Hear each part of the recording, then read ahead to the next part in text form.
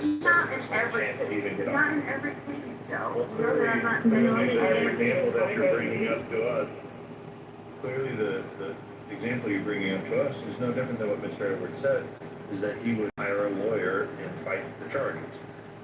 If not even sue them if he was racially profiled.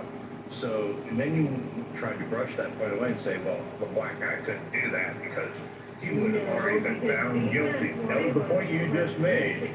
No, that was literally the point you just made. However, now you're giving count of an anecdotal personal story where a black guy wrongfully, charged, right? He was charged, but he then proved his innocence. Okay. So, I mean, the system works. He proved his innocence because there were cameras, Joe. He proved his innocence because there were cameras. Before there weren't cameras, who do you think would have been right? Who do you think would have been convicted of a double and then lost his license? And then his entire livelihood would have been affected, Joe. For what? Because he was harassed because he was a black man. But you're not going to admit that. You're going to ignore it. You're going to ignore it. Can you let him finish? You live in a, hold on. You live in a hyperbolic area where everything is created. Joe, you live in a white man world. You live with a white lens, and that's all you see. Yeah, right. So, Yeah. Take your black. So let me ask this. So your boyfriend, where did he grow up? he was born in Kansas City, Kansas. Did he grow up in the city? A little bit. Were there black people around? I mean, like, what age? Like this grade school. I think second grade he was somewhere else. He was in Mississippi. Second grade is how old? Are you American? I'm not sure. So it's a little bit challenging for me to buy into those positions because the majority of black people live around black people. And their everyday experience is going to be black. And you'll spend more time worrying about if a nigga gonna rob you versus if a white person is gonna try to rob you. And in many cases, you can kind of spot the white people that are giving you the eye, but you also have to have that same, I guess, vigilance, with our own people. So, I'll give you an example. I got put on by a police officer. From my perspective, I think he racially profiled me. But I also got pulled over by a different police officer in Tennessee with a loaded firearm, and he let me off. He could have took me to jail on the technicality, because I didn't know that at the time in Tennessee, you cannot have a loaded firearm. But he let me off. So how should someone look at this and just blame it on white supremacy when I have a high probability of getting touched by my own people versus with a white person? Just stop driving cars, sir. Black people should just stop driving cars. Because we're talking about a justice system, Sword. We're talking about a justice system. Criminals are going to be criminals, right? The justice system, right? You statists love that, okay? Justice, you're not supposed to get injustice from the justice system. You're not supposed to be wrongly convicted at higher rates than your fellow Americans. You're not supposed to be harassed. You're not supposed to be fucking profiled. You're not supposed to be all of these things by what is the justice system that protects, right, the white man, okay? But you're not supposed to have loud cars like that disturb other people at 4 a.m., 5 a.m. Well, So maybe it's just karma. Yeah, people always ask, yes, by the way, if you said the cops in the neighborhood for local times following you around, and they're doing complaints about the cars starting over and over and over and over and over, And the cop would obviously know that you lived there. But I want to move on from something else. You said Baltimore. No, obviously he didn't. I told you he didn't. He didn't know. He didn't know. How would the cop know where he lived if he didn't get all of his information? How would he know that? Once he got all the information, he was like, and then like I said, if the car Well, no, that's wrong too. But keep going. He didn't know. If the car had been starting in the neighborhood for multiple times where there's multiple complaints given to the police department, and you also said that they were following you around for a while, so in the Mustang. No, hold on, Mike. But that's not that wasn't the point. I was explaining. They didn't know anything about him starting the car and the loudness. All they knew is they saw him because by the time he got to the of where these cops would stay, it was like their hideout spot, right? Okay. It was their hideout spot. Right. So as soon as he came into vision of this guy in hanging out next to the wrong side of an entrance, with his Mustang, okay, because he's trying to pull out his Mustang because he lives there. Point is they fucking harassed him, right? And it wasn't just one time. It was multiple cops. It was all the time. All right. So back to the Baltimore City thing you mentioned. Hold on, wait. I want to say something else because fuck you and fuck anybody else. He got so hyped. He was so fucking paranoid that we couldn't even go out for late night drives because he was so paranoid that he was going to get wrongly fucking pulled over because he had a CDL. And so his job, his license required it. So his actual real life was affected by the harassment of these officers. This isn't you guys fucking think this is some bullshit. This is real life. Like, what the fuck? That's what I'm trying to figure out. Like, you cussing like you talking to people who ain't living the shit you talking about. Then why are you fucking acting like it doesn't happen? Because at the end of the day, the shit happened, but it's more from my own fucking people. Like, you sit here talking this shit like Beamer, there's certain neighborhoods I can't go to. Because when I walk around, they gonna be looking at me like, what the fuck you doing here? You wearing your hat to the right? Nigga, we don't wear our hat to the right over here. Like, I can't do it, Beamer. So when you sit here and you talk this shit, talking about, nigga, if I'm a police officer in a black neighborhood, or you know what, I'm gonna go with your scenario.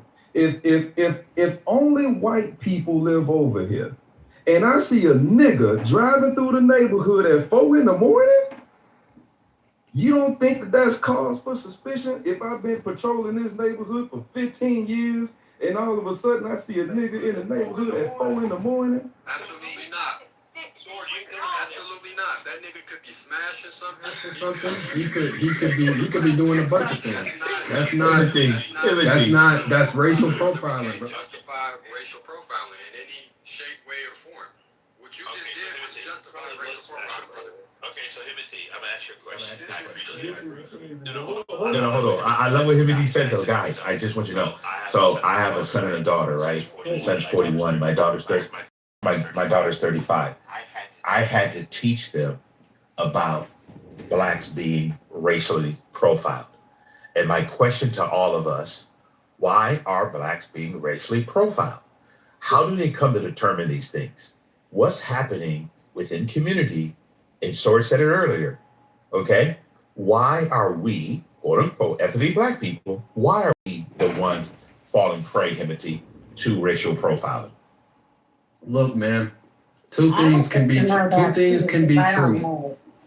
It doesn't make it right. Black people, everybody know black people are violent. Like Sword said, black on black crime, XYZ. That can be true. It could also be true that it's racial profile, man. It's just from the stereotype or the norm of how black people act. I think that this nigga is going to do XYZ. That doesn't make it right. So, I mean, two things can be true, but at the end of the day, your job is to protect and serve.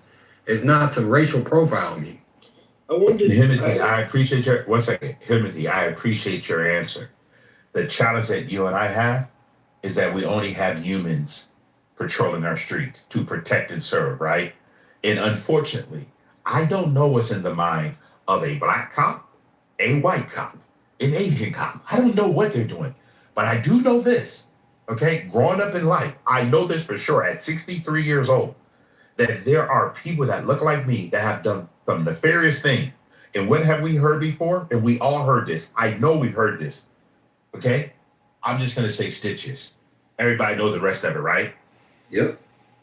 What's the code, Sword? Snitches get stitches. Say it again. Snitches get stitches.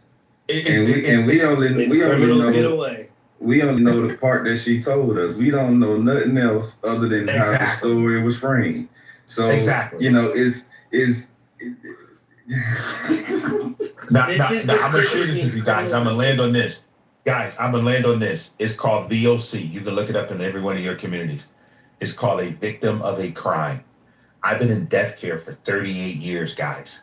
And I can tell you clearly, every weekend, Los Angeles, Compton, Chicago, Illinois, Baltimore, Maryland, Atlanta, Georgia, Dallas, Texas, between 25 and 30.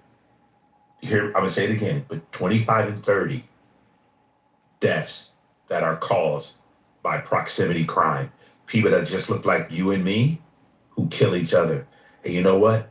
92% of those crimes go unanswered. It's called VOC, victim of a crime. What's the most bullet holes you've ever seen in the body? This is some 15. Stockholm syndrome. That's it? 15? Yeah. damn, baby, that's but- it. Yeah. 15's a lot. Area of Edward, where there is no crime. What about that? We always want to talk about negative. Hello? This is progressive. Put me in the queue. Put me in the queue. It's not just blacks. Listen, I go to Orange County, California every weekend. You know, we pick up white people who also did bad crimes. Okay? Guys, listen, I'm in death care. We pick everybody up. I don't care who you are. If you go out on a weekend and act a jack and you end up losing your life, because I can tell you, I have hundreds of mothers who have lost children of every ethnic group. Okay? Edward, what do you mean death care? What I mean, death. Like you're out at a bar and someone asks you what you work in, do you tell them death care? Yes, I'm in the death care profession, Michael. What do you mean, like you're a mortician? Yeah, I work in the death care profession, cemetery, funerals, and cremation for 38 years. I didn't believe that you're like death care for everybody? Yeah. Universal death care? Yeah. but you don't do like autopsies. No, I don't do the autopsy. Oh, We have okay, people that's that what I do that. thought. He don't kill people either. Exactly, sorry. Edward, Edward, what do you think about the movie The Big Lebowski? What do you think about the movie The Big Lebowski when they put their friend in the coffee can because they didn't want to get the urn? Have you ever had that situation before? What I'm sharing with you is something that's very serious, right? Because unfortunately, and I don't care, we can talk about ethnic groups and race and everything. When a mother loses a child to any form of violence at the hands of any people group, it's not good. When a father has to bury their child, it's not good. I don't care who you think you are. I've seen it for 30. But Edward, Bima says it's Stockholm syndrome. It's Stockholm syndrome. Bima is a Karen, and Bima is here to agitate, to irritate, and pearl. She's an annoying person, a highly annoying person. And when she believes that her baby is getting pulled over because he's a black man, she's projecting. She's political. Hello? Yeah, I know who that is. Go ahead. no, I just want to land. All I'm saying to you guys is this. It's really sad that we don't take this as very serious.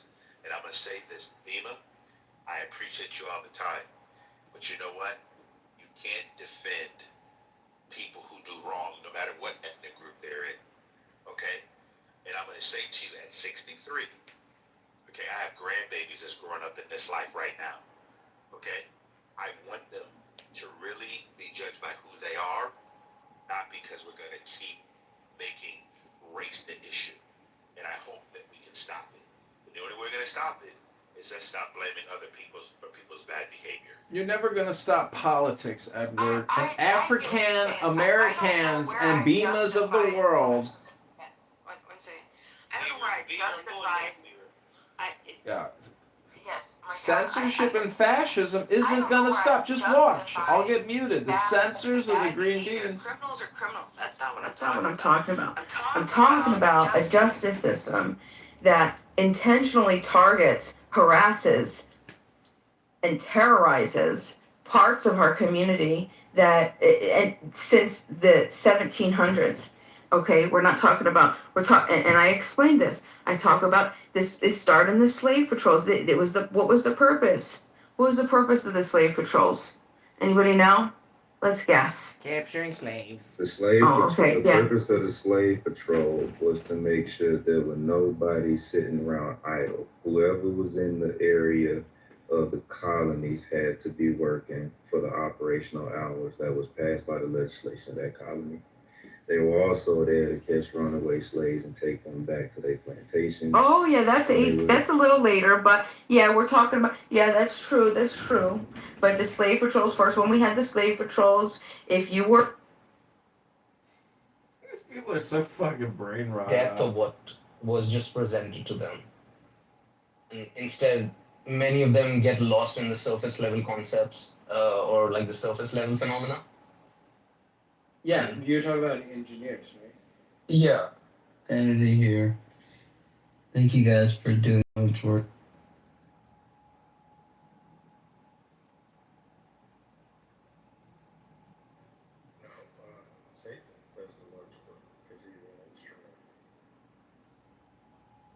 Oh, John. Classic John Lee. Classic John Lee. The contrarian. So where you think you do the Lord's work too? Because it teaches us that God's grace is sufficient. What? Good job, Sam. God's grace what? Is sufficient because His strength is made perfect. That's too mumbly. I heard it's sufficient though. Shut the fuck up, Toast. That's all I need.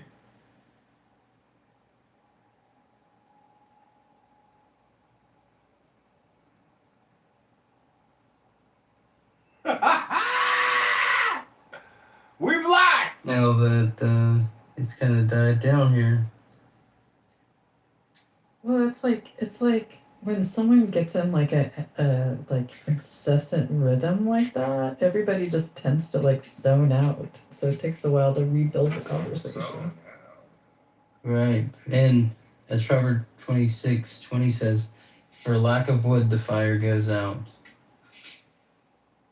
Oh, plenty of wood. Let's go. John, why are you so quiet? Don't be quiet. I need to be louder. You're in a room. He's like in a bunk in the shelter with like his head under the covers and his little AirPods as he's going.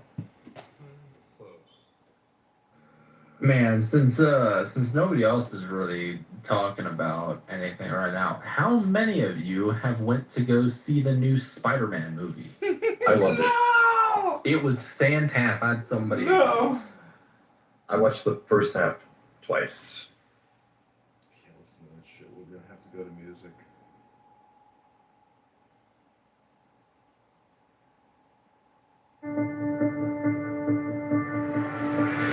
Tao can be talked about. Tao can be talked about, but not the eternal Tao. Names can be named, but not. All right, this is the John Kitover Band. Go to ChicagoMayorVote.com. Hope you're enjoying this video. As the origin of heaven and earth, it is nameless. As the mother of all things, it is nameable. So as ever hidden, we should look at its inner essence.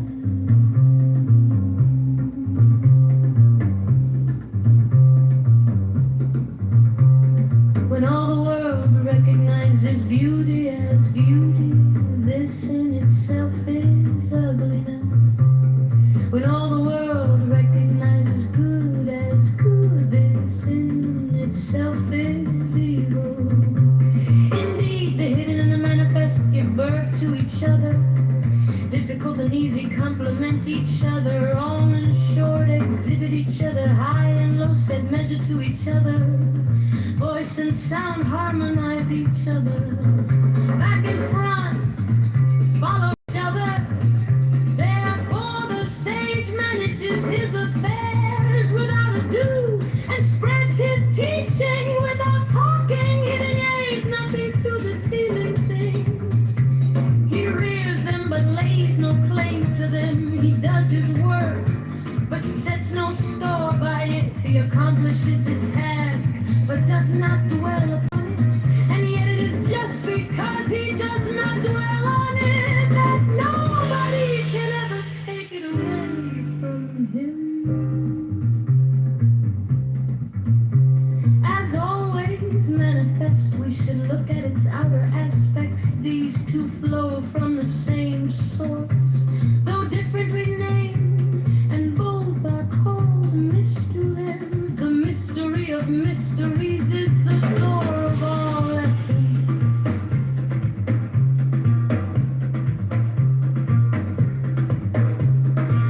By not exalting the talented, you will cause the people to cease from rivalry and contention.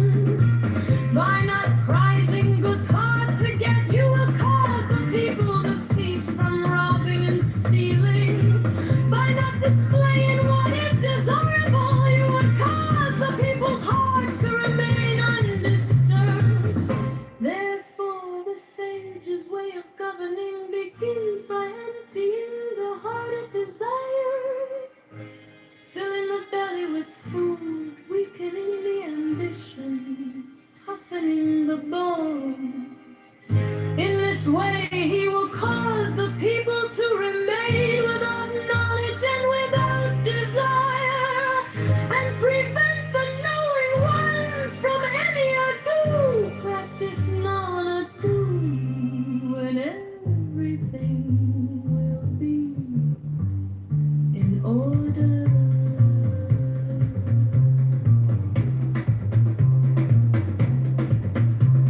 The towel is like an empty bowl, which in being used can never be filled up. Fathomless, it seems to be the origin of all things. It blunts all sharp edges, it bends how it is all tangles. It harmonizes all lights, it unites the world into one whole, hidden in the deeps. Yet it seems to exist forever. I do not know whose child it is. It seems to be the common ancestor of all, the father of things. Heaven and earth is not sentimental. It treats all things as straw dogs. The sage is not sentimental. He treats all his people as straw dogs. Between heaven and earth, there seems to be a bellows. It is empty and yet it is inexhaustible. The more it works, the more comes out of it. No amount of words can fathom a better look for it within you.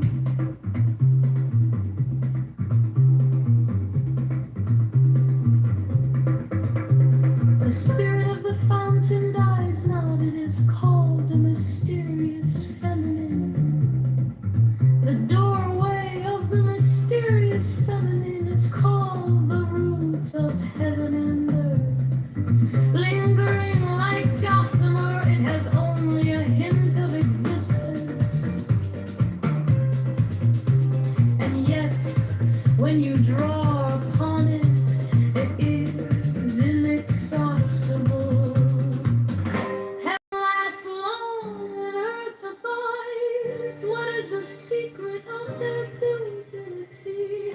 Is it not because they do not live for themselves that they can live so long? Therefore, the sage wants to remain behind, but finds himself at the head of others, reckons himself out, but finds himself safe and secure. Is it not because he is self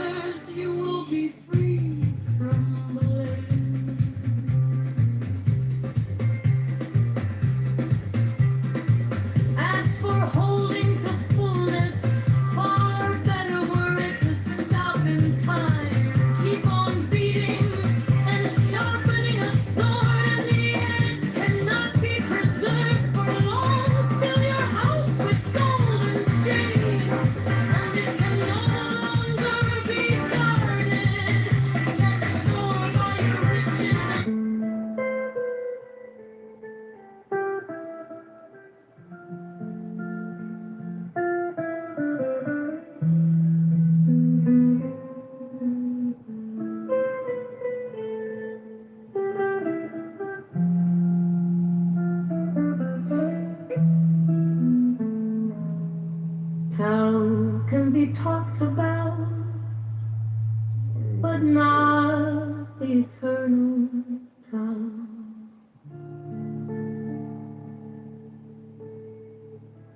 Names can be named, but not the eternal name.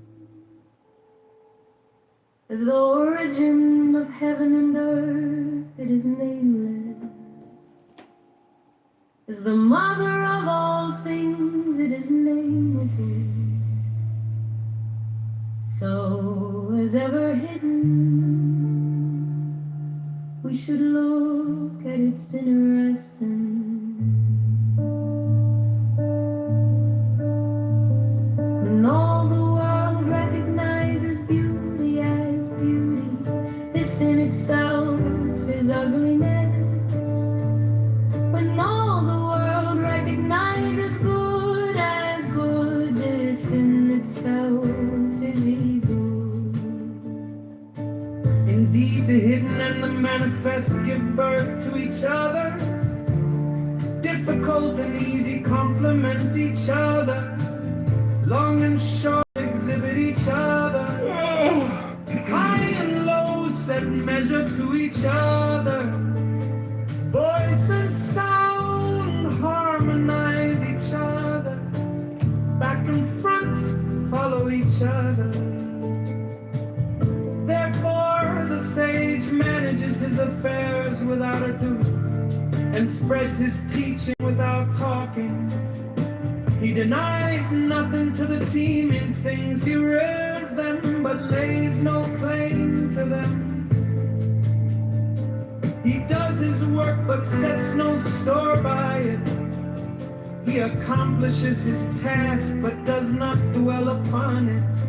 And yet it is just because he does not dwell on it that nobody can ever take it away from him. As always manifest, we should look at its outer aspects.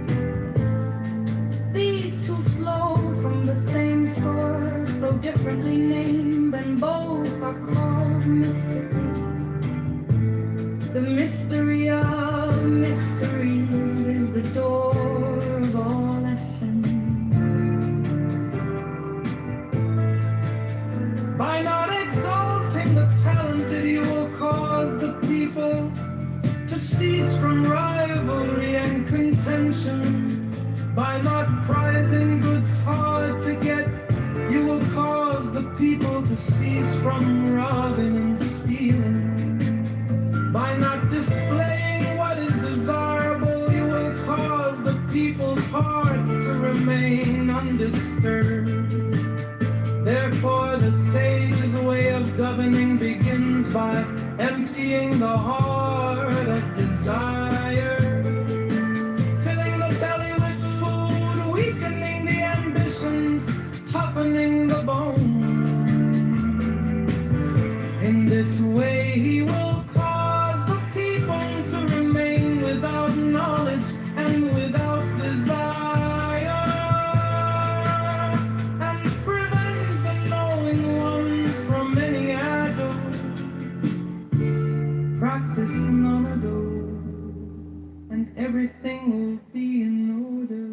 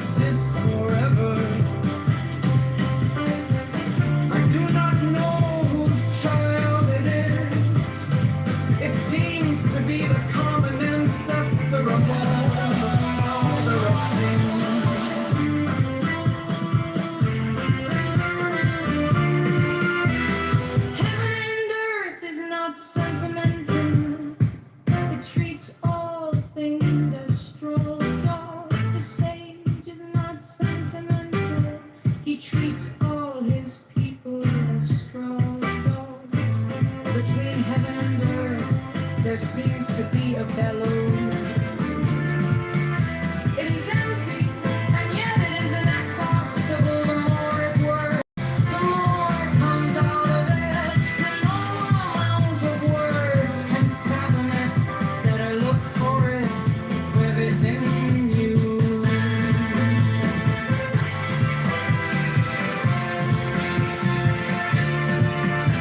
The spirit of the fountain dies not. It is called a mysterious phenomenon. The doorway of the I work for the IT department. I work on access control and security surveillance systems. Oh, okay. Fucking stupid. They're dumb as fuck. Hello? Me? Not you. Yeah. Oh, it's what's his face? It's Edmund. Hey, John. Hey. How you doing? Oh, I could be better. I could have dumped my load in this hot 20-year-old sugar baby who sucked $500 out of my wallet today. Death to sugar babies. Is that what you were going to say? That's disgusting, Edmund.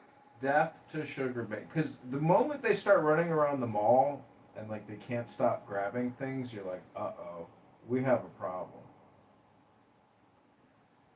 Yeah, and you didn't even get laid. Didn't even get laid. But I confirmed human behavior is obnoxious, immoral, rotten, low IQ, mendacious, felicitous, ridiculous, retarded. You ever notice that? You're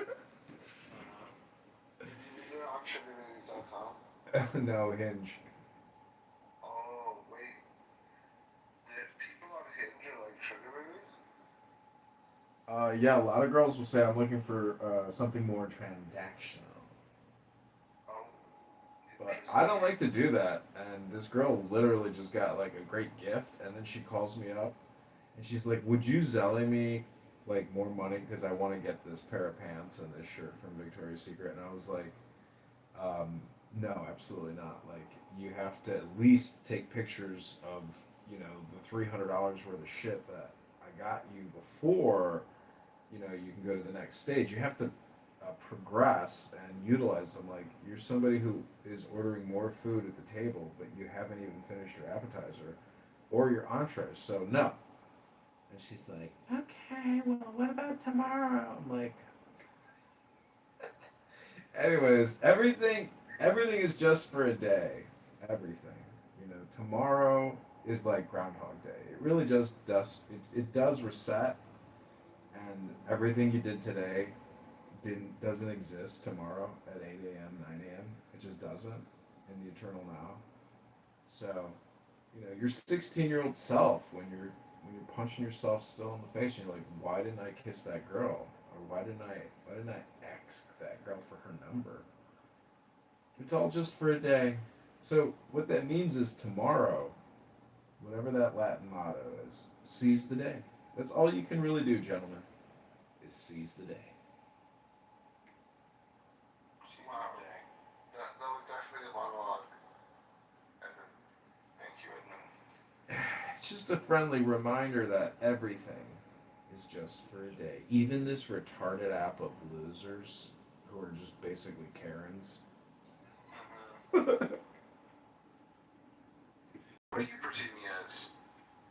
I don't know, just a dude, A dude trying to get laid, a dude trying to get money, but a dude who is also is actually probably very lazy and actually not that interested in what you claim you're interested in, because I do know, I have many books on Kabbalah and Torah, and these books by Jewish sages are very smart, and they can... What do you mean I'm not interesting? Because I don't think I'm interesting, but like... No, not interested in getting what you want because you're lazy and you don't read books. If you had a book club, I could confirm that you're on the right path. But you don't. You're a schmuck. I hate to break the sad news from one Michelin patrilineal. to another Michelin patrilineal, brother, you have to fucking tell me your top 10 books. You have to tell me what the 10 key extract summaries are, and you gotta learn them. Otherwise, you ain't going nowhere, dude. You'll be on Clubhouse 10 years from now, still saying to yourself, what happened? What happened? Man, What you happened? just got cooked, Bow Wow. Bow wow! Big time. Bow wow! But, I'd like to think that I'm open to criticism and yeah, he is. allowing I know. my ego is to, be on display, and that's fine. So I'm just curious to know, and it's a constant need for criticism to kind of help or be more self-aware of my issues. There's only so much I can internalize. I mean, if you were to like text me, off of this app and say, "Hey, I want to start a book club. Give me a list of 10 books," and you were to read even one of those fucking books, I would say you got a chance. But I'm not kidding you. Like, this is friendly, constructive advice that there are many books out there that are like external hard drives, and they can totally change your life. It's just like the Matrix, like, how do I fly a Black Hawk helicopter? It's the same shit.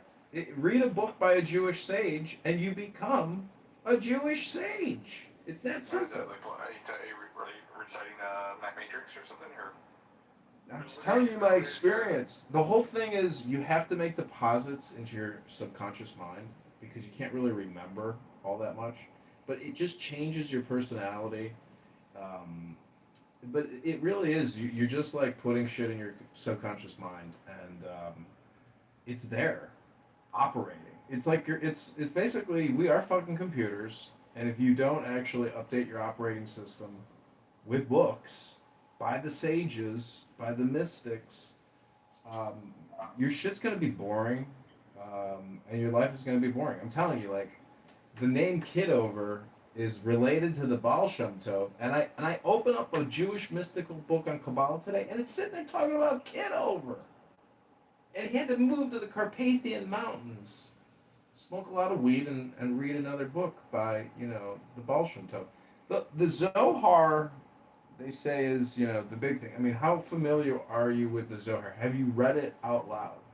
The Zohar is freaking not the book to read. It's one of the books. It's fun. No. Don't listen to this faggot, Bow. What I'm trying to tell you is... Now, Alistair's had a chance to cook Bow Wow. Bow Wow, now I want you to cook Alistair. Go for it. We're live on YouTube. No, I don't know what to say. It's not laziness. I do work. My mode right now is depression. And I do get stunted from progressing. And those are some of my deficiencies, unfortunately. I know, but you say you work. So this is the thing, is your definitions are fucked up because karma equals work. So what you're saying is your depression stems from your lack of work, not because of your work, but because of your lack of work.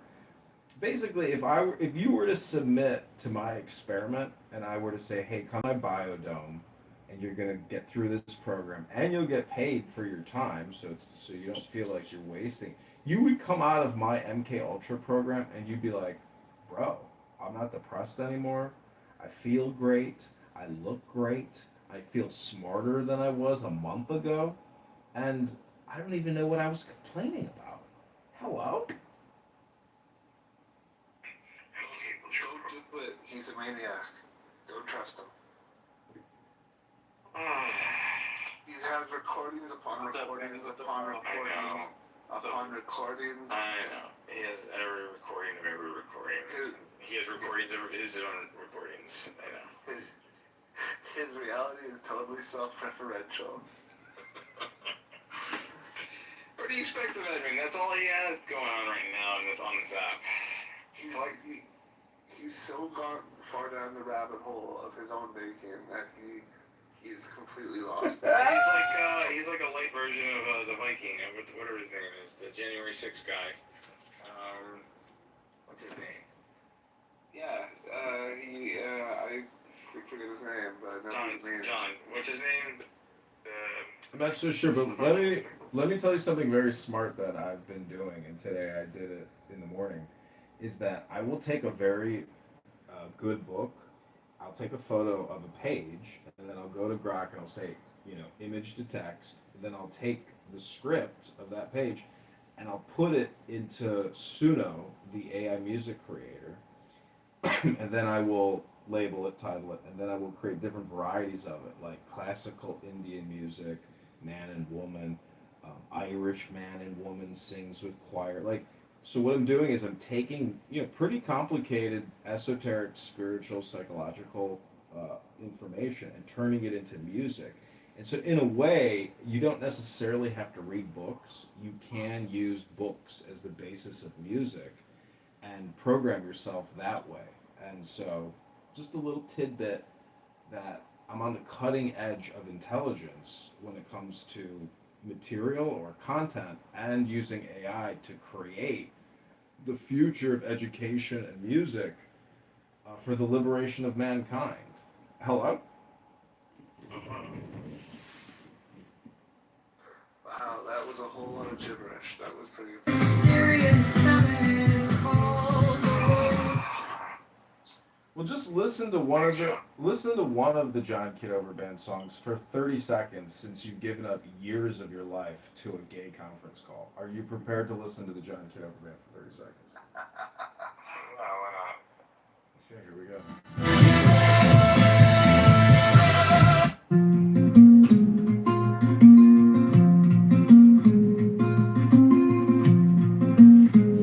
Tau can be talked about, but not the eternal Tau. Names can be named, but not the eternal name. As the origin of heaven and earth, it is nameless. As the mother of all things, it is nameable. So as ever hidden, we should look at its inner essence.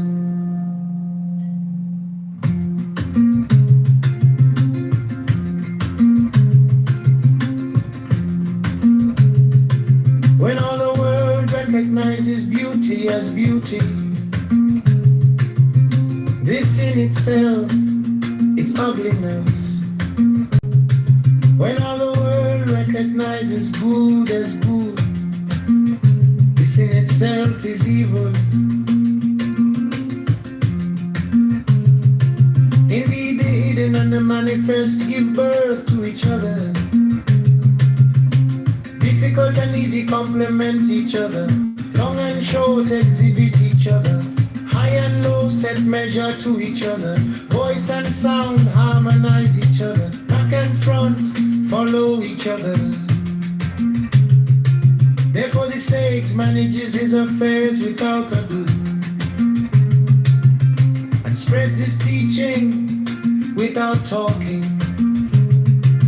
He denies nothing to the teeming things, he rears them, but lays no claim to them. He does his work, but sets no store by it. He accomplishes his task, but does not dwell upon it. And yet it is just because he does not dwell on it that nobody can ever take it away from him. As always manifest, we should look at its outer aspects. These two flow from the same source, though differently named, and both are called mysteries. The mystery of mysteries is the door of all essence. By not exalting the talented, you will cause the people to cease from rivalry and contention. By not prizing goods hard to get, you will cause the people to cease from robbing and stealing. By not displaying what is desirable, you will cause the people's hearts to remain undisturbed. Therefore the stage's way of governing begins by emptying the heart of desires, filling the belly with food, weakening ambitions, toughening the bones. In this way he will cause the people to remain without knowledge and without desire, and prevent the knowing ones from any other practice, none other.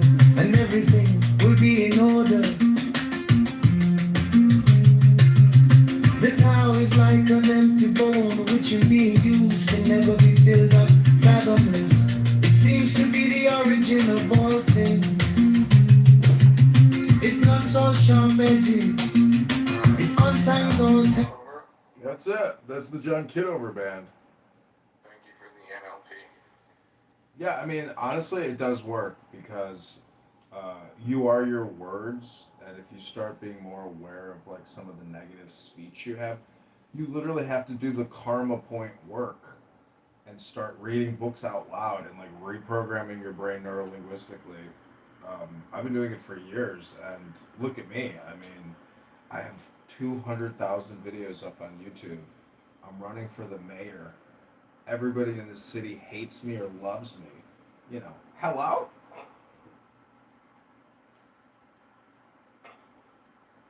That's awesome. If you just come on here and you listen to that cunt-faced piece of trash bitch, yeah, Al, you know, I mean, you're gonna fucking come to conclusions sooner or later that you're wasting your time listening to low IQ communication. It's very low IQ communication transmission on this app, and that's why audiobooks are so valuable, because that's high value incoming communication for your Merkaba or for your chariot, which is your brain, your body, your consciousness. And the Jewish sages, they figured all this out. I've got many books. I just got a whole bunch of good new ones. If you want, I will, somehow try to send you a picture of them. But they're very affordable. They're $5 by this guy, Rabbi Rami Shapiro. These books are invaluable, invaluable. And if you're Jewish and you've never read it, well, then you're not like a rich Jew, because you don't know the treasure that the Jewish sages have written down for our conscious well-being, for our abundance. It really is like manifestation type stuff. It sounds corny, but you have to do the work. You have to program yourself. And I do it by reading books out loud. I'm not ashamed to do that, but like if you create like a private YouTube or some way where you can listen to yourself reading a book out loud, you will reinforce and reprogram that work into your conscious being, and that's who you are. And so when you go out with a hot chick, you become a master communicator, much more so than you think you are now, because some of these books, when you really read them, like you are transforming your IQ. Like your IQ is going up. The larger your LLM, the higher your IQ. That's just the way it works. And then you have to have the comprehension aspect of it too. So it is what it is. It's all just like self-work, It's philosophy, basically. Study of self. Fair enough. Have you ever done Toastmasters? I did. Did it in college. I did public speaking in college. I've run for Congress, run for committeeman. I'm running for mayor. Requires an awful lot of public speaking. I like to do it in my underpants from the comfort of my home. Hello? You ever thought about maybe rejoining? Excuse me? You ever thought about rejoining Toastmasters? I looked into it many times. Just the location, the time, the group. It just never worked out a second time after college. But I'm on this app so much. It's like, what do you think this fucking app is, dude? It's a Toastmasters conference call for schmucks. Yeah, but you're not with like-minded individuals who are looking to improve. I don't know.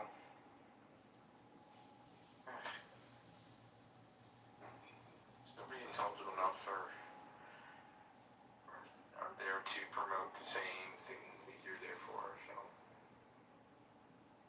I don't know. That's my perspective. Who knows? So when's your next run? Like, I don't know what your deal is. Like, are you running for anything else right now? Like, are you kind of in between something? Didn't you go to didn't you have like a court thing? Like, what was the whole deal with that? I didn't put the puzzle together with that one.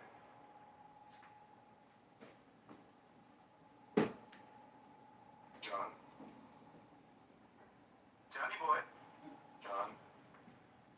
Get over? Yeah. Sorry, I was filling up a cup of tea in the kitchen. What was your question, Michael? What are you doing next in terms of politics, and what was the Next. what was the whole ordeal with the last scenario? Like you were in front of a judge or something? I didn't understand. No, you don't. You go through a judge when you go through the challenge trial for your petitions. That was it. They kicked me off the ballot. I didn't have enough signatures. Their lawyer made a slanderous, defaming claim that I committed fraud. I called them out on it. I've called out the congressman for committing actual fraud, and that's the end of it. But fucking loser faggots like Marshall Rankin, who's a fucking door knocker and a ballot harvester for a liberal Republican in Texas, he's like, well, they're real busy, but we're still working on it. We're gonna get them. That's what Marshall fucking faggot Rankin said in a room one day. And so, anyways, I won't forget it. But listen, yeah, he's retarded. All communication is politics. When they defamed me, The worst is when you have like a high estrogen autistic individual. Those are the worst. You mean like a... Listen, that's been going on throughout human history. Do you know how many governments and like how much conflict there's been between what you might call normative people and what you just described as being like an NFR?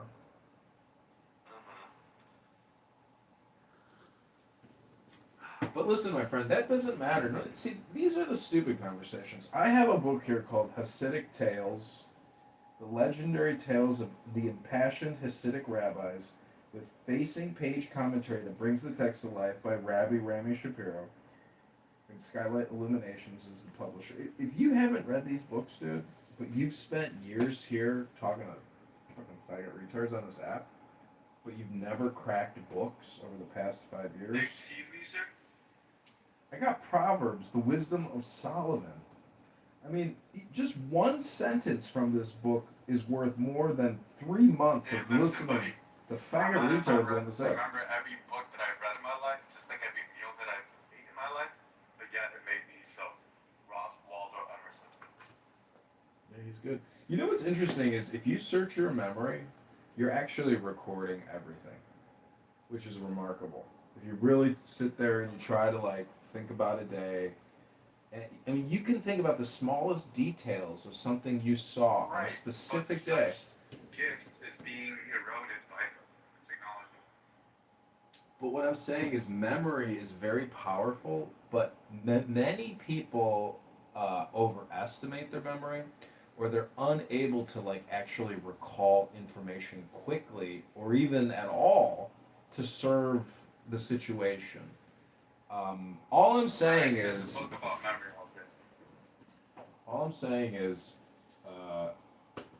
I got this other book, The Wisdom of the Jewish Sages, a modern reading of Pirkei Avot by Rabbi Rami Shapiro.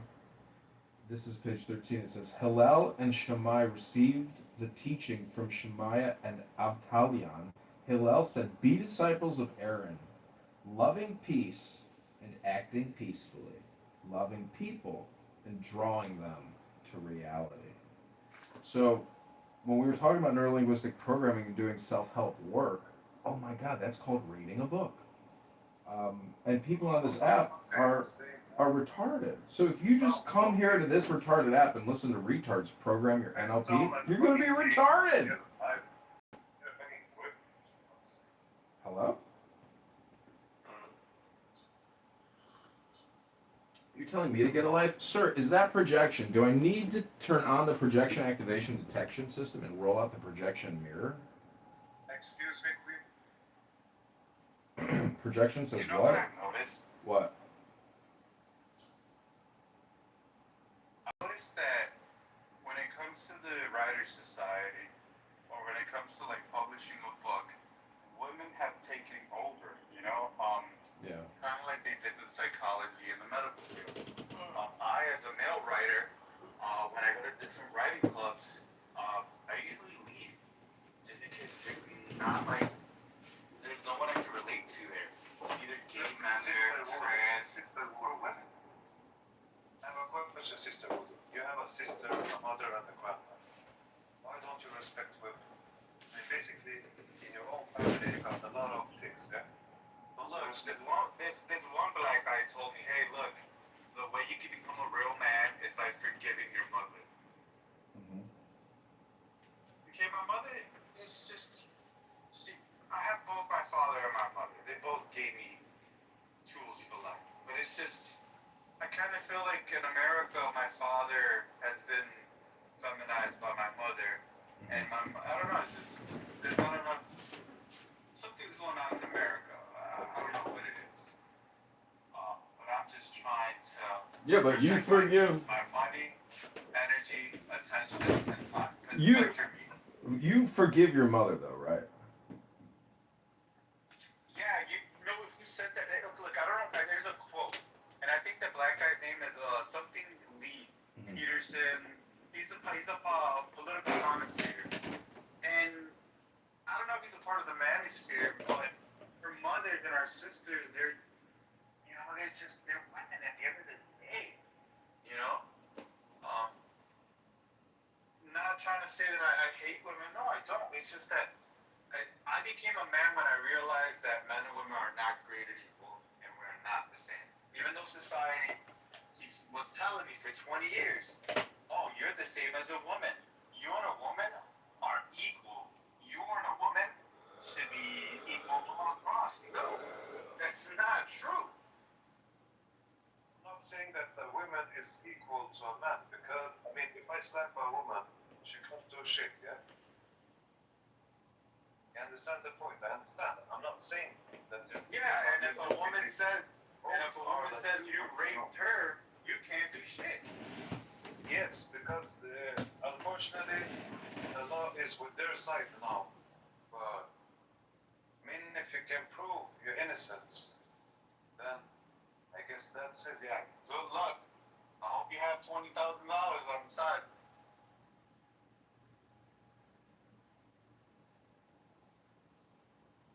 Well, I don't know. Women, to me, they're beautiful creatures. It's just that they're brainwashed by their phones. Yeah, but you know what people do here?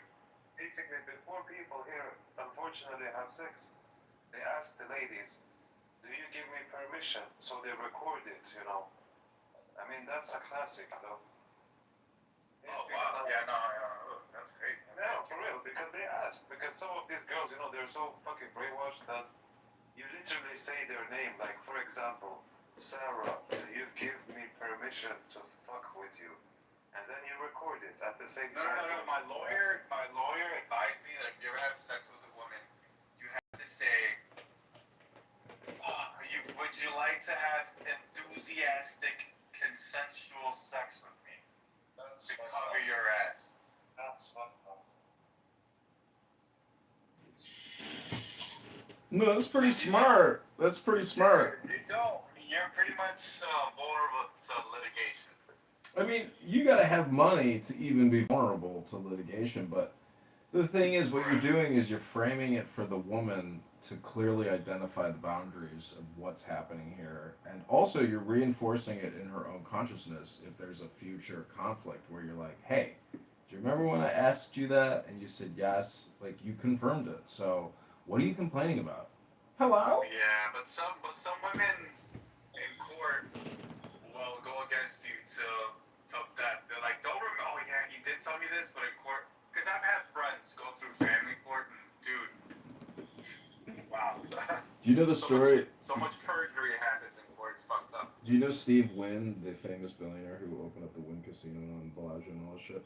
He went and got his like fingernails done, you know, mani-pedi at some salon or something, and he banged his nail salon technician. He thought that she wouldn't know who he was, so she ended up suing him, and she won like $3 million just for fucking him. Like, not even because there was a conflict, just because, like, when you're that rich, like, she can say whatever. So I guess he settled before it ever went to trial. He's like, but could you imagine being like, I fucking having to pay $3 million for fucking some mediocre nail technician? And it was consensual, mediocre, that's why, but it was consensual, right? But why it up. Women have Look it so up. much power. I'm gonna look it up. I believe you. I believe you.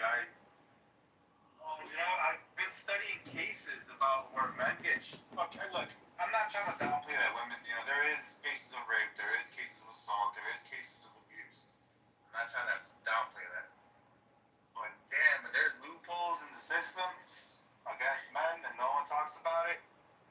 Divorce, getting married and getting divorced is the biggest trap that society sets because you get. Having kids. I lost a friend to suicide because his wife all of a sudden didn't want to live with him and the kids.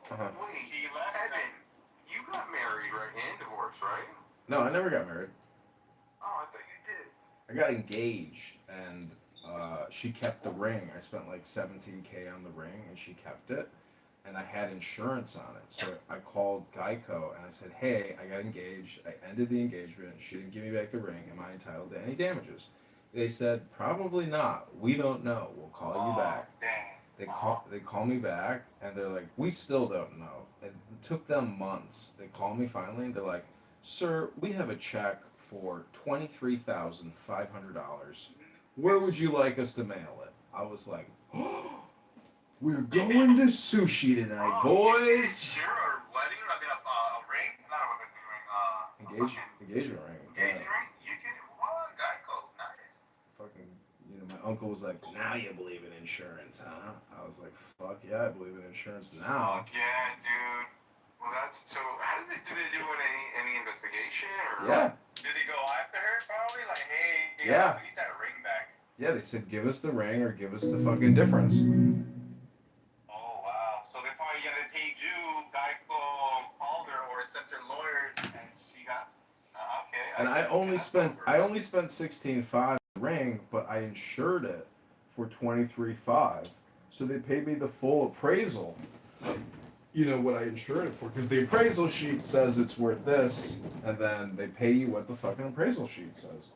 Wow. Is it a one-time fee for insurance, or did you pay monthly or something? I think you pay biannually, maybe. I don't know.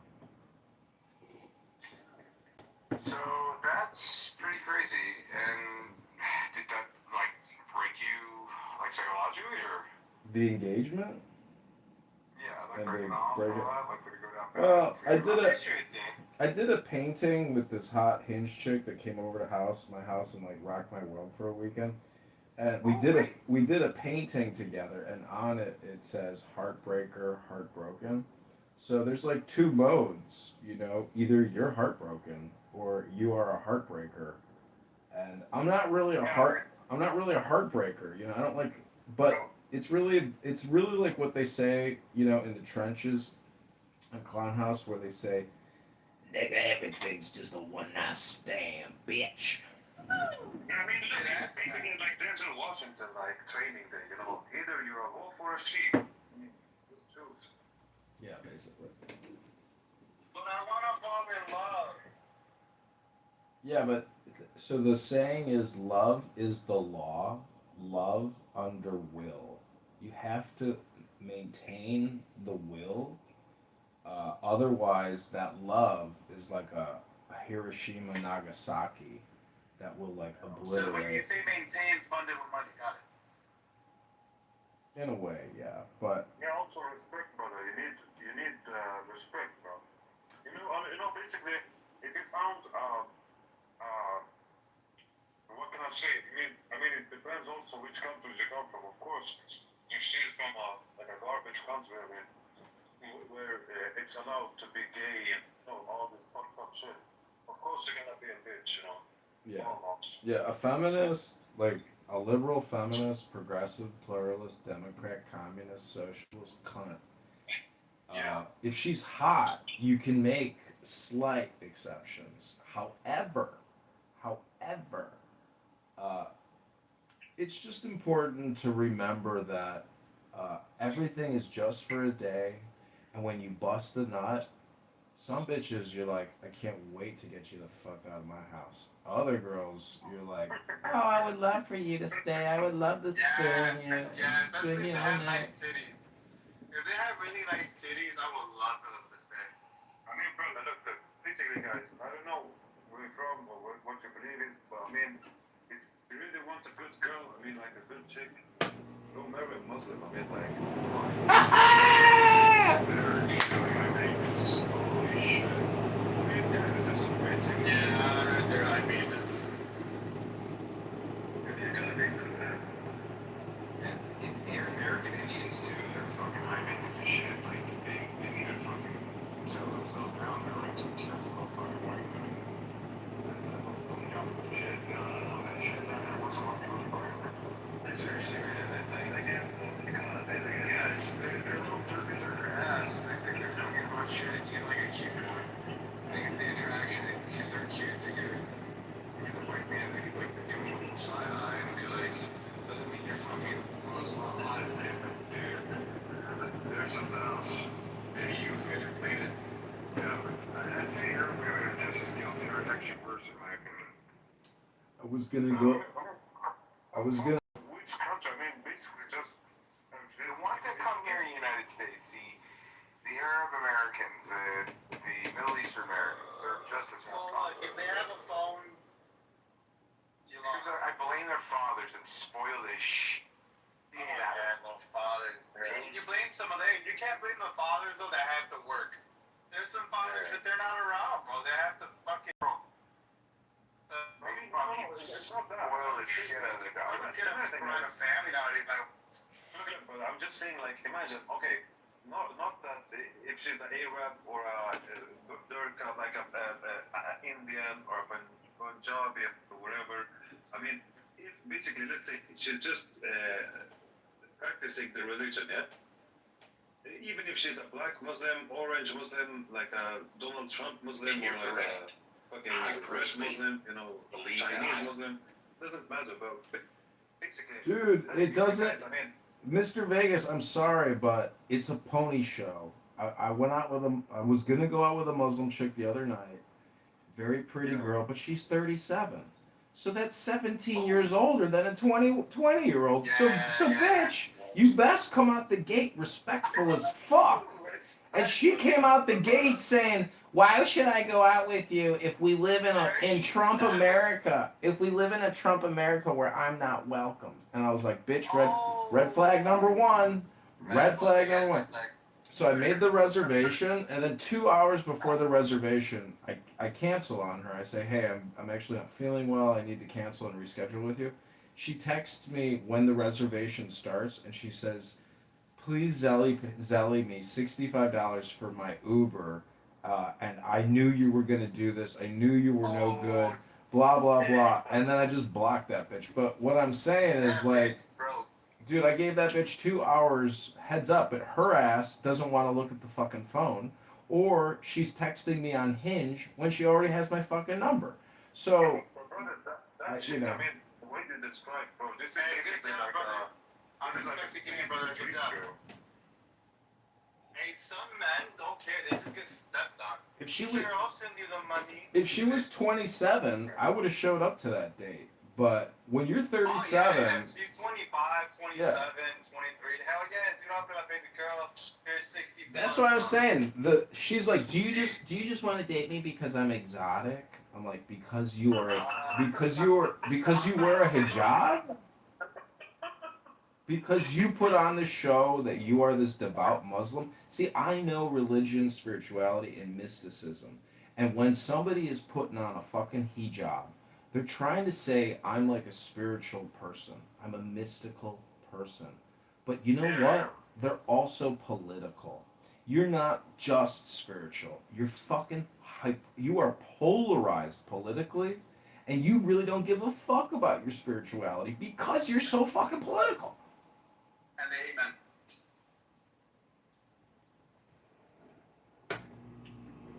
Well, I mean, of course, the consumers, good points, good points, but also, I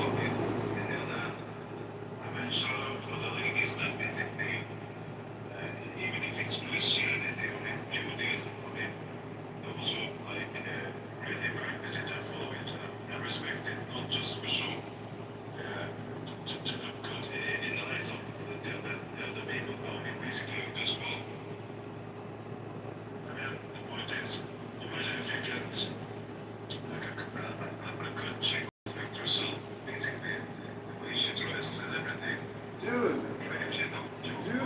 show, man. It's not the fucking book club.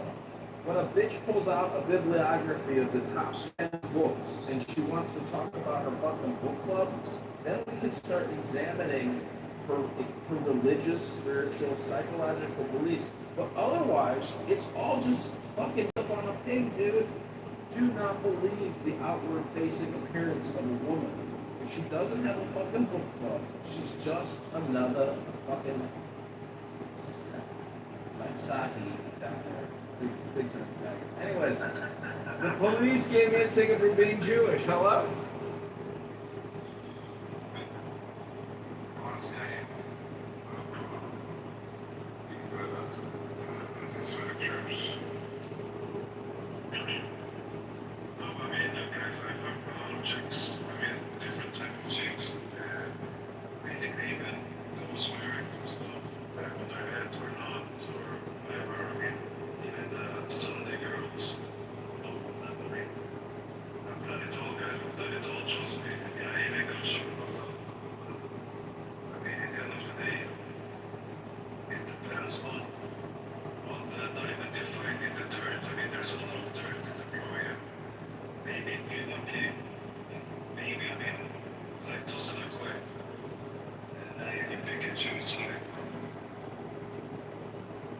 Yeah, I mean, love is very important, but the truth is, if you want mature love, you have to become a refined person yourself.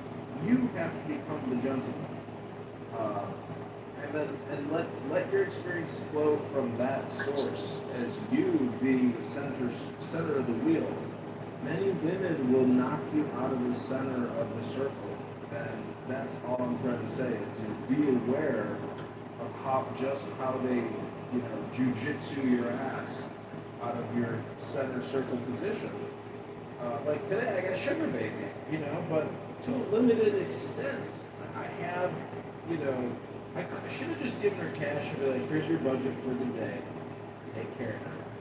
But instead I just kept letting her hit that credit card for no fucking. I should have just given her the cash like I thought in the beginning. I said, that's all you're gonna get, bitch.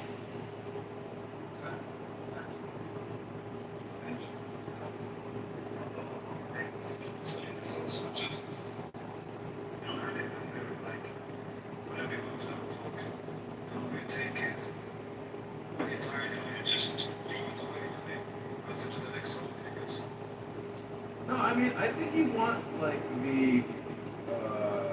the harem where you're just like you're there because like that's your kingdom, and you just happen to have all these beautiful women hanging around, and you don't really pay that much attention. Occasionally, like 1 out of 10, you're like, okay, I'm gonna fawn over this one amazing specimen. But what I'm saying is like in the harem, if you've got it going on, you're the king, you're royalty. You just enjoy the environment, the scene, and when you find your dancing partner, it just happens naturally, like flowers.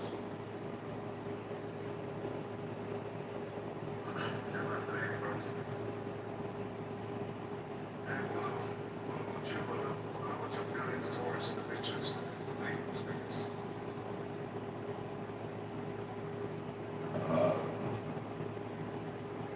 I think we're all going to bed very much days.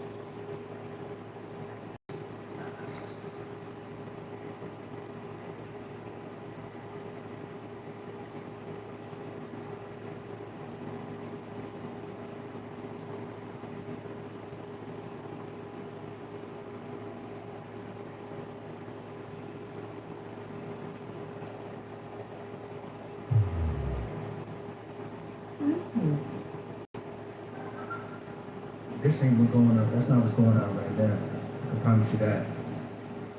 I don't even, bro. The easiest way to stay out the hospital is to eat right and don't go to the fucking hospital. Okay, well, say that to black mothers. Say that to black mothers, where the black maternal mortality rate is almost 50 deaths per 100,000 live births, where white, Hispanic, and Asian is 14, 12, 11, 44, 50 50 deaths for 100,000 versus for up to What's the Come on, man. You just reading off a bunch of numbers, but we need to dive into the numbers. Hold on, brother. I'm not nigga, she adding bias to the numbers. So what I'm doing is I'm saying, the numbers. bro, can I finish? Because you out of all people, like, bro, come on, man. Like, even I ain't even go back to it. So Let's do it. when you rattle off these numbers, the question then becomes what methodology did these people use to come out to their conclusions? Because you don't know what it is. So when you just rattle off numbers and say, well, this per 1,000, per 1,000, okay, well let's dig into the sample set and let's see what it is before we make any conclusions or to confirm if we would come to the same conclusion they came to. Numbers don't mean shit. Yeah, they can lie. But you know that there's probably, did you also know, Dina, that black women Picking and choosing. Better than white women? No, I'm not picking and choosing. Did you know that, Dina? I do every study like that, bro. Like, he picking and choosing, but he just talked about how we pick and choose with the numbers and feelings in this, and he's literally doing it right now. I don't understand. How you your ass. Bro, did you, okay, what did you gather from the numbers that she read? The numbers that she read clearly states that there is a bias. And that's that.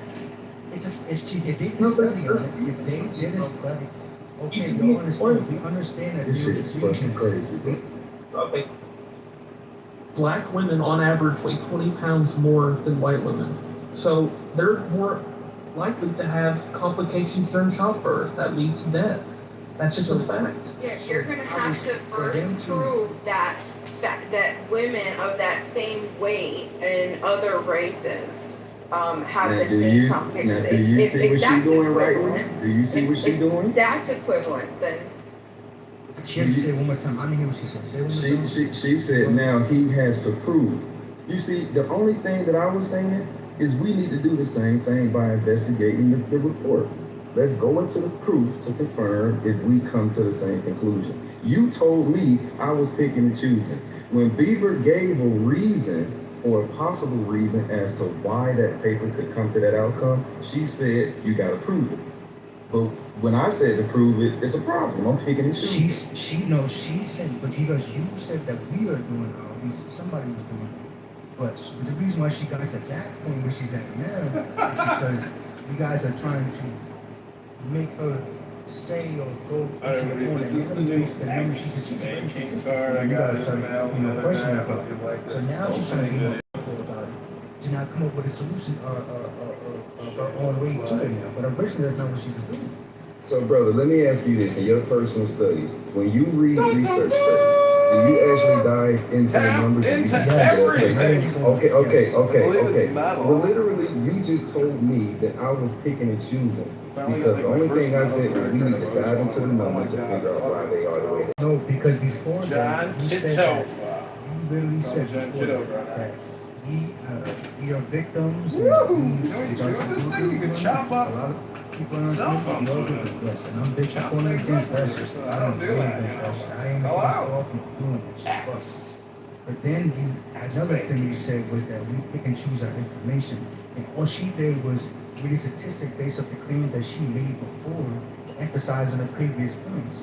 And then when you guys started, she never made the claim before. This was the first one she pulled up about the medical field. It was a whole conversation, bro. She's talking about, even then she's talking about when she goes to the hospitals, she asks us about what's going on and is everything back there. Right, that's her saying what she would do if she went into a hospital. This was the first time she brought up a study. So when I'm saying we need to dive into the study to figure out why they are the way they are. Yeah, I don't disagree with you. She jumped in and said, and when she jumped in, respectfully, just like she just did, and then you came off the mic, then that's when I said, man, we some fucking victims.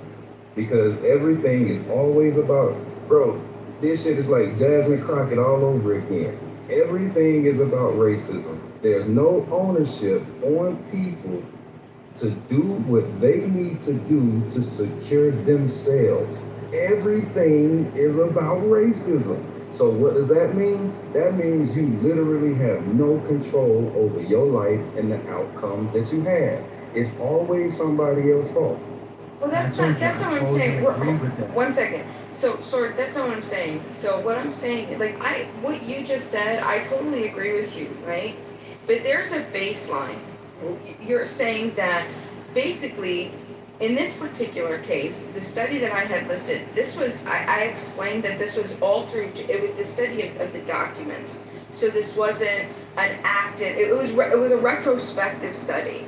So they looked at the documents that had already been documented from the hospitals. They looked at 250,000 emergency room visits, okay? And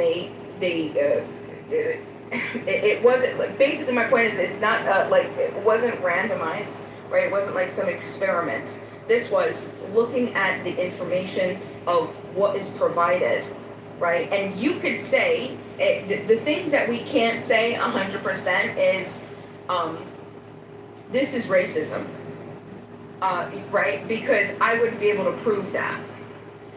You can't, a person who's 100% absolute racist, but doesn't come out and say, I'm racist, it's impossible to prove, right? There's some other argumentation that you could always make, right? So we can say, if you don't want to say that it's racist, you absolutely can't say that it's not racially prejudiced. And there's obviously a pattern here that is not just slightly significant, highly significant. So if you want to look into why, right, that basically what they did is they looked at the patients came in, what was their first initial complaint? This was documented. They read the complaint, right? They read whatever the complaint was. Then they looked at what their scores, what the nurses gave them for their scores. And then they looked at what they eventually were diagnosed with, or whether they had more intensive subsequent workups after that. And what they saw was that for the same exact outcome, subsequent workouts, so the workups afterwards, everything that led to, right, whether it was a heart attack, whether it was a blood clot, whatever it is, that the Black Americans, that they received less intense scores because they weren't trusted. There was, and how, that's not me, that's not my opinion, that's just what the study says, right? They weren't trusting the credibility of Black Americans at this high.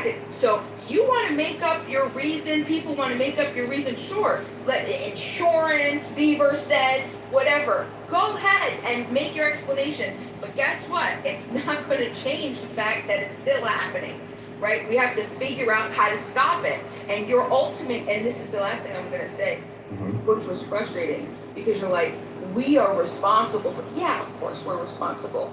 But in this particular case, you're saying that Black Americans have to be more responsible and more vigilant than white, Hispanic, and Asians in America. They have to be, right, but I'm saying, and that's what I'm saying, I'm pointing out, I'm saying, that's not a society I want to live in. I want to live in a society where everybody's comfortable. That's my point. But it doesn't mean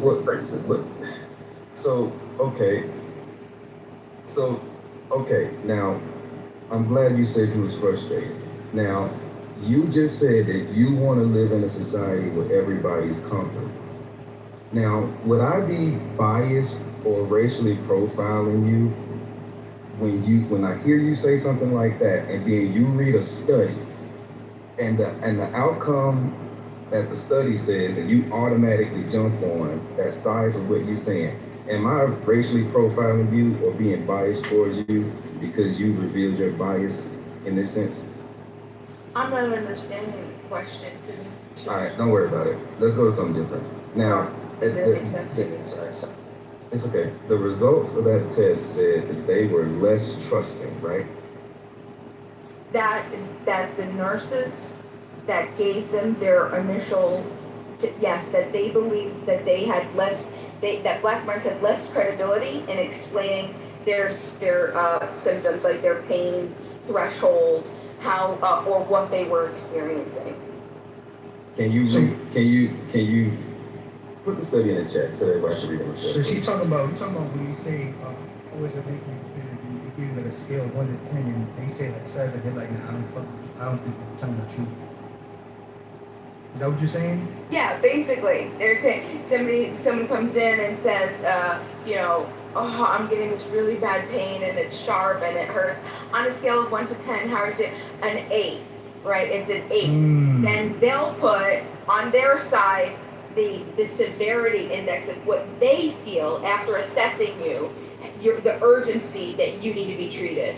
And how much they're trusting what you're saying, because they're either going to put you ahead of somebody, they're going to put you in a severity. It's called this the severity something index, right? This is in the the article. In the article, did they confirm how they verified that? How they verified what specifically, sorry? So they have a checklist. They have a checklist. What if? Did they confirm? Go ahead. Well, I was just gonna say, the triage nurses, they've worked for 20 years. They know. Like someone in the chat made a very point. Is this their 4th visit to the ER this month, saying they have an 8 on the pain scale? Are they a junkie trying to get a quick hit? Like that. What if they notice trends and they happen to notice that there's a lot more Hispanics that come in and do that than white people? Like, there could be other factors. You can't always just default to the triage nurses are racist. They don't like black people, and they're... Yeah, but the problem though with this study though, Beaver, 1 second. The problem with the study though is that the cases where the nurses gave them low priority and didn't trust them, they ended up having the severe and the same symptoms as somebody who was white, Asian, or Hispanic. So let me tell you, don't call 911. One second. That can still be explained by that though. No. My Wait, hold on. my grandmother. Yeah, that doesn't counter my point. Wait, hold on. This is the question. This is the question I wanted to. Hold on, brother. Hold on. No, brother. Come on, man. This is the question I wanted to ask. In the article, how did they confirm what the example that you guys just gave? How did the article articulate how they confirmed that? The severity of If somebody said that my pain was an 8, but the doctor wrote down 7 or 6 or whatever, no, it's not about hate. I'm just doing what you said you do. I'm investigating the It was numbers. discretionary sort. That's Why even ask that's them the their point of the opinion? study. That was. Do you hear me, sir? They're wrong. No, I'm not saying that they're wrong, you stupid nigga. What I'm asking is how did they confirm it? This is a pre-checklist. There's a my mother. And my Bro, I'm grandmother talking always about the said, article. "There's a checklist." Oh my God, I'm bro. telling you how they do it. Like if Ford walks in, I'm not getting it. Nigga, you ain't listening. I'm asking about the people who wrote the article. How did they confirm this? It's not about the people that's in the hospital. Let's say if the event took place. Okay, cool. Oh my God, bro. Ford walks into Bima's room. Bima says she's at an 8. Ford goes back and writes down 5. How did they confirm that Ford wrote down 5? Because they have a computer system where they have to do the pre-checks. So How did? So the nurse writes that the Yes. patient is an 8. So the nurse writes, patient says 8, but it's really only a 5. Yes, in the initial checkup, that's what they ask when you talking to you and on the computer or writing shit down. That's what they're doing. No, it's not. Okay, They're but not hold on, rewriting. wait, hold on. Because now, see, you're not even listening to your own fucking argument. Because if you check the computer system, there's only one number in there. That's the 5. So did they go back to the nurse or did they go back to the patient and ask? No, you're missing. That's what I'm. What they're saying, it's Oh a my different God. number sort.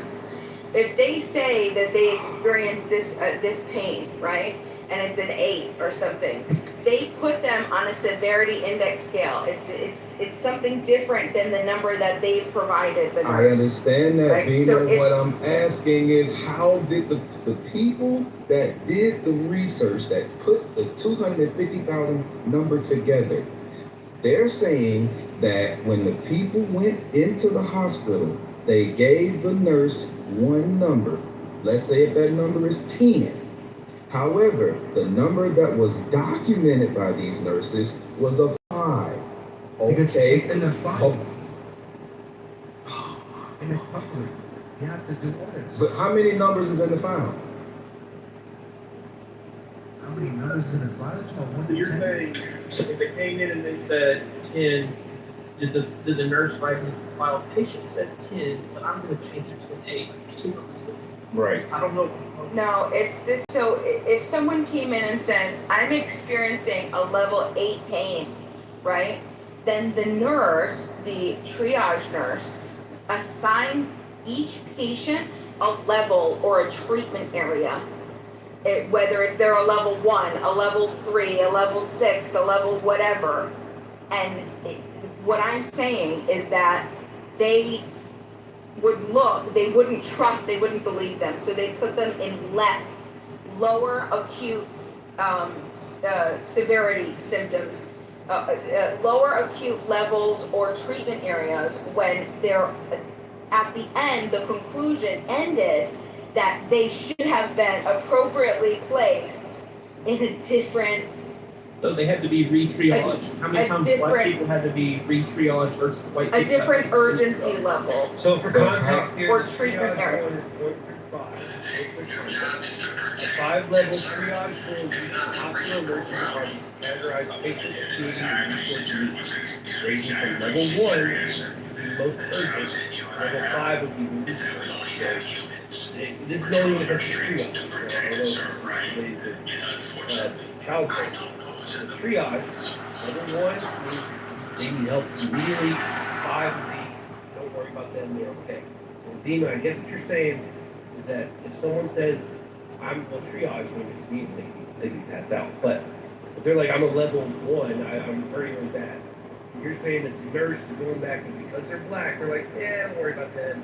We're gonna put them at a 5. Well, something like that, something like that. So for example, how they compare in this particular study, so what they did is they looked at, okay, black ER patients, white ER patients. Then they said, black ER patients that came in that said they experienced chest pains like this, and white emergency patients that came in that experienced chest pains like this. Black patients that came in with abdominal patients that explained this, and white, and they looked at it, and the black patients received less urgent average ESI scores. It still doesn't answer my question. You're saying that they said, okay, did the nurse document what they said? According to y'all saying that they didn't. They only wrote down one number, which was the observation that the nurse felt like the black person was experiencing. So if they only documented one number, which was the observation of the nurse, how do we know that there is a disparity between what they documented versus what the person said? Because they have to do audits. They have to write it down as audits. That's why you see the pre-nurse and you see the actual nurse. Each person in that situation has a different job. The more likely the first person you see is going to be the person that you want to look at. But if actually what's the question you just give whatever answer you give them is the person that does that. Again, they go First person that don't be triage. Okay, so the first person that we do is This shit every single fucking day. actually come to question. And then they'll get to, what's going on? So you give them, don't keep their information answer the meeting or the nurse, not the sister, the nurse. Then the nurse comes in there and she talks to you on the nurse, so we'll give them a further. And that's where things are getting done better. That, the system, and now the nurse. So now we have two things, because what I'm trying to understand is the people who conducted the research. Is this the same methodology that they use? So there's two numbers that's documented. The first nurse documents a number, the second nurse documents a number, and those two numbers are different, and that's how they came up with the disparity? Yes. And you're sure that that's what they use? from what she's saying, from the fact that she's really old, whatever she's really old, that's how it goes in the actual, that's how it usually goes. That's how it goes in general in all hospitals. I mean, I guess, I don't know where y'all from, but that's a basic standard. That's what they do. Let's let KP describe the process. How do you do it, KP? Once you walk in, as soon as you come through the ED, whichever you want to call it, depends on your state. Most of us, we call it ED. Walk in, say you have a dum-dum. Come in, you sit down in a chair, what's your name? Okay, cool. Nobody lies about that shit, because guess what? If you get caught in lying, that's your license. You're cooked. So that's bullshit. What this lady is saying. That's bullshit. I didn't say that. Okay, I didn't say that they didn't write down. I'm saying they assigned them an ESI number. Do you know what that is? Can you explain to the room what an ESI number is? You tell me what an ESI is. Because we don't talk to no ESI. What's your pain level? I've been doing this shit for 20 years, okay? For the room, the ESI is the Emergency Severity Index, ranks from 1 to 5. Specifically in triage emergency. KP, do people generally over-exaggerate the pain in your... Absolutely. Absolutely. Especially because you have drug seekers. Let me just clear up this argument and this completely. The pain level from 0 to 10 is generally considered unreliable. When comparing one person's pain to another person's pain, it's considered unreliable. So what KP just said, people come in, they might say, oh my God, my pain is a 10. 10, so you know, because I've had hospital people tell me this, if you're just sitting there, someone puts their foot on your armpit and tears off your arm, that's a 10. So I guarantee most of the time what you're feeling is probably 4 or 5, maybe a 6 if you're lucky, in terms of what the medical community actually thinks your pain is. Same as you about to go into break. But for context here, guys, hold on, Alan, you're not going to completely, this whole study is completely subjective. And let's just remember, the goal of CRT is whenever there's disparity, you assume it's because of race, and then you find the reasons to confirm that. It has nothing to do with reality. Just for context. Okay, so the white supremacist spoke, but the white supremacist was not aware that this was a retro. Hold on, white supremacist. All right, wait, hold on. Don't call out the white supremacist. That's very rude. He is. I'm sorry. I So this is the thing. This is the thing, white supremacist, sir. White supremacist. Beamer, seriously, don't do that.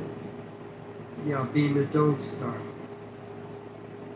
I think it's more offensive. How are you more offended of me calling Alan a white supremacist by him diminishing a study that it's a retrospective study that is letting us know how Black Americans are people like this is By the way, Beamer, Wait, Beamer, is there? All right. You can call it some more. That's true. You're doing perfect. Yeah, by the way, Hold on,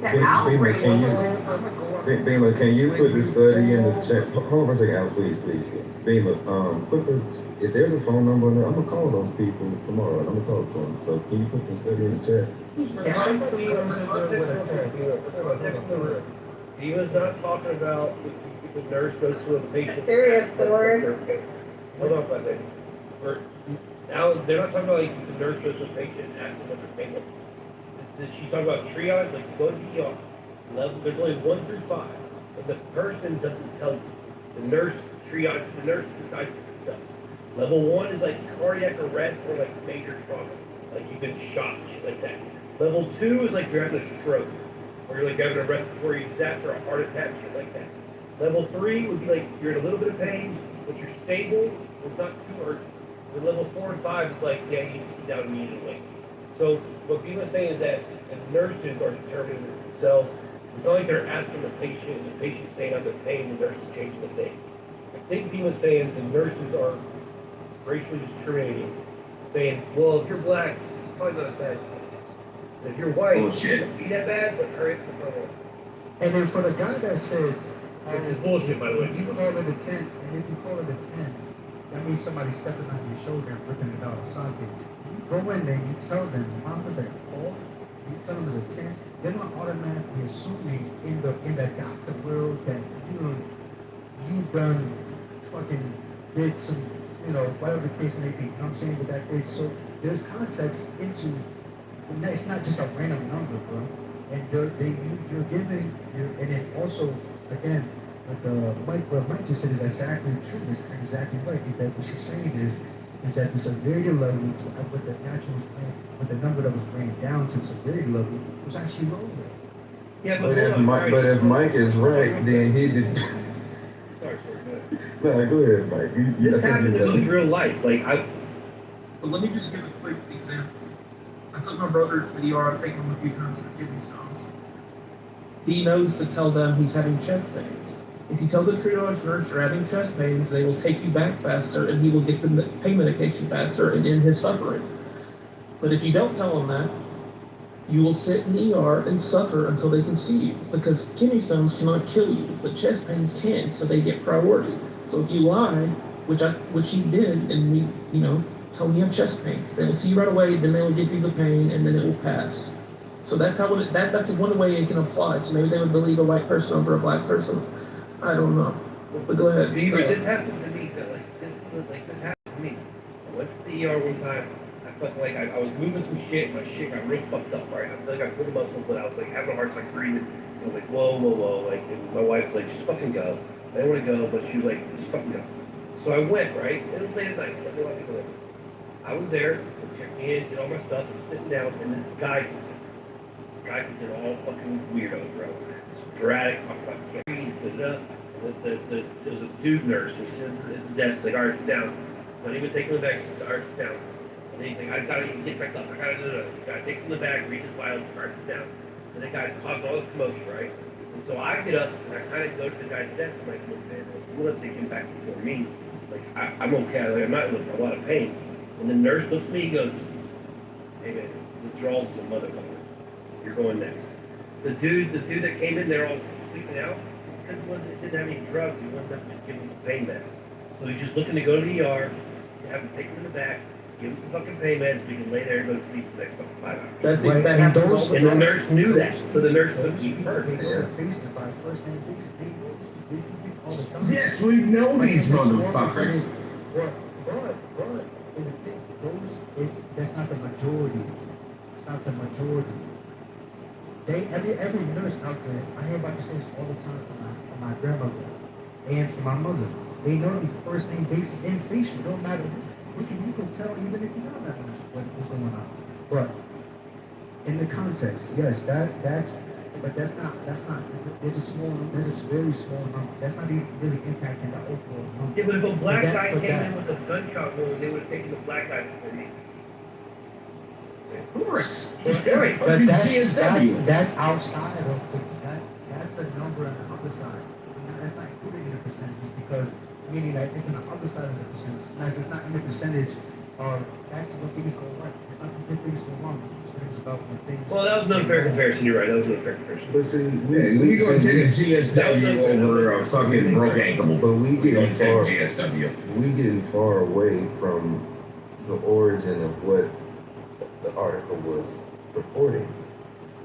So if we're saying that, well, let me back up. Alan, my bad, I apologize. Did you want, I want to let you go first and then I'll go ahead. You're right, Thor. They're saying they're fudging the numbers. Go ahead, Alan. Yeah, Alan? Yeah, yes. Alan. It's just quiet. Now black Muslims all over, they're in trouble. Now black people can't go to the hospital. They're But So- every fucking nut. Riley, I want to. Even my son's adopted, so you know, it's like. Riley, Now, I'll tell you what's really fucked up is reading through this study. I work in an inner city hospital, okay? It's bullshit, this study. This bullshit. Bullshit. Okay, Maybe but some small, rural, there you go. racist ass hospital in the middle of bumfuck It Egypt wasn't, or it some wasn't shit. one hospital, okay? There was multiple. Stated that black women do not have pain. Isn't that correct? See, Say it again. hold on. We have to confirm. So now we're talking about methodology, which was kind of what I was getting at the whole time. If somebody, if you're leaving it up to the, if you're leaving it up to the nurse to make a, what is that? If you're leaving it up to the nurse to make a judgment call, and that's the only number that the interaction is going off of, how do we attribute that to racism? What they did was they used, so yeah, and it, like I said, if you don't want to call it racism, no matter what we call it, you can't, there's definitely a racial disparity here. Like this is purely racial, the evidence, right? This is a retrospective study that's done. So you could call it what you want, but what they did was they took all of the white patients and they used that as the guide, right? And then they took black, Hispanic, Asian, and they compared them. Came in, they gave, there was a categories, right, that they gave, 5 categories, like heart, chest pain, shortness of breath, I forget the other one, vomiting, abdominal pain, nausea, stuff like that, okay? And how many people then- did they look at? Hold on, 250,000. Okay, that is wrong. I Okay, just so- looked it up. So you could It was 222 medical students. It was mock scenarios. It Okay, yeah, wasn't that's a different real-life study. That's a different scenarios. study. No, this is No, real. This is a it's retrospect. landmark Alan, study. I'm talking about a Landmark different study. Alan, we're talking about different studies, honey. Yeah, Listen to study what are I'm you saying. talking about? I'm talking about the study that's called, let's see what it says. That's what they call it. From the Western Journal of Emergency Medicine, racial differences in triage for emergency department patients. And where was it done?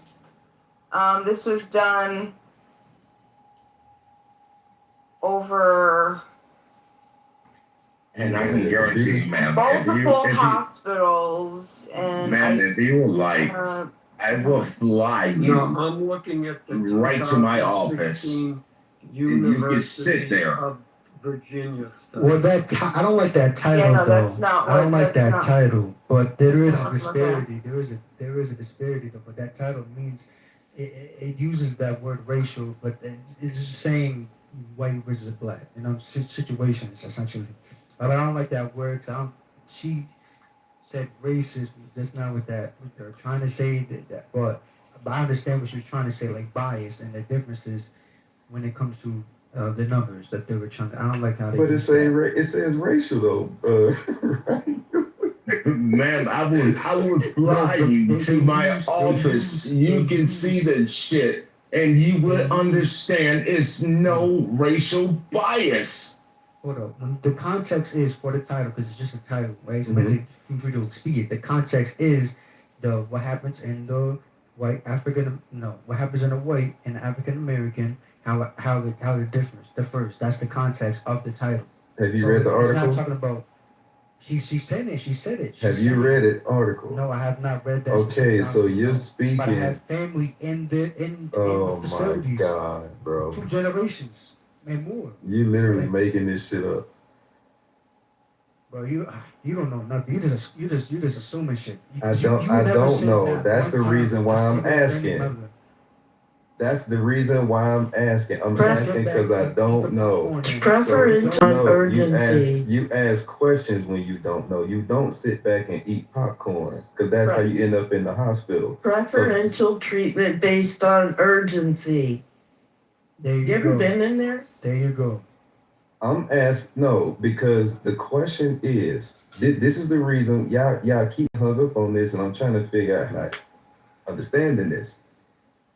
Y'all said in the beginning that the nurse would hear a different number and then write down a different number. For two different things, Sword. They're two different, and it's not. But you understand that, right?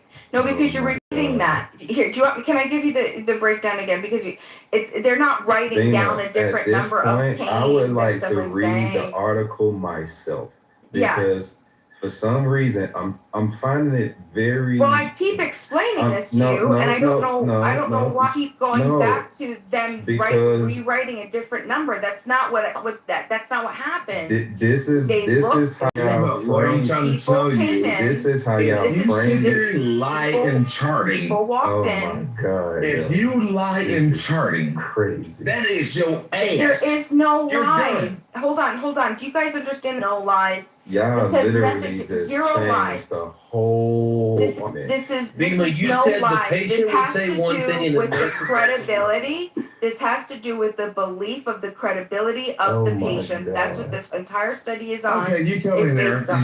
So when Yeah, have a somebody comes in and they say that they are experiencing something, then the nurse assigns the ESI, and even with the same exact symptoms of white patients that they gave, okay, their initial assessment, they got an ESI of low acuity it was called like fast track low, there was middle, and then there was high acuity area, right? And you know And why? then- Because we just spoke about but a lot of. the issue was that the problem was that the conclusion was that they ended up the Black Americans, while they were significantly placed in the low acuity, they ended up having the same issues that should have placed them properly in a higher acuity level initially. What's the name of They that should have study? been, and this is With the white drug seekers. on the You gotta take that into accountability. doing the ESI. This is what happens when you're trying to find racism where there's no racism. Bro, because in the What are you beginning she talking was about? Everybody's because ignoring You have to what's take an happening here. accountability of the Bima. white drug seekers and the black drug seekers that's in that study. When you come in here, And I know you by your fucking first name because guess what? You want that 5-hour high. Bima, when you were talking in the beginning, I don't know if you recall this or recognize what you were saying, but you literally were using the term trust. You said Yes, that correct. the nurses, okay, correct. So now, when you use terminology like that, now I have to look at the person who's conducting the audit to confirm. How did you come to the conclusion? The audit person wasn't there. So how did you come to the conclusion that there was a trust issue when you were not there? Right, so I How can are you explain. quantifying I'll explain. So I'll try to explain one more time, okay? So this was a retrospective. So what they did was What was the name of the study? they please? pulled Alan, please, I already read it. I just be patient. Put it in the So chat. they pulled the 250,000 files from 250,000 patients across 7 hospitals. Okay, so when first they have to have it needed to be an ER visit, right? So specifically there were ER visits. Then they look at the recorded race, the age, the gender, the arrival, the complaint, and the disposition. Then, okay, and that is what the patient told the nurse. Then the nurse records the ESI, and the nurse puts that patient in an ESI of either initial low, middle, high placement. Mhm. And then they recorded whether those patients later ended up requiring higher acuity care, high acuity care. So then they grouped them, and they put them study to study, Black, Asian, Hispanic, whites. When they came in and they had this complaint with this disposition, they put white people, Hispanics and Asians, in high acuity placement when they put in ESI, while the nurse put Black patients in initial low acuity. However, those Black, and the only ones that mattered were the studies that when the patient left, they ended up also requiring the high acuity care. Okay. Now, thank you. So now this still leads to more questions. Okay. Well, no, because it's funny that when y'all actually took the time to listen, you can actually answer the question. We could have got here a long time ago. Now, my next question is for the white people in that test. Did they have to receive higher care than what they were originally categorized as? Was there any change in their classification? They were used as the baseline. White patients were used as the baseline. So you don't know. No, I'm saying that white patients were used as a baseline.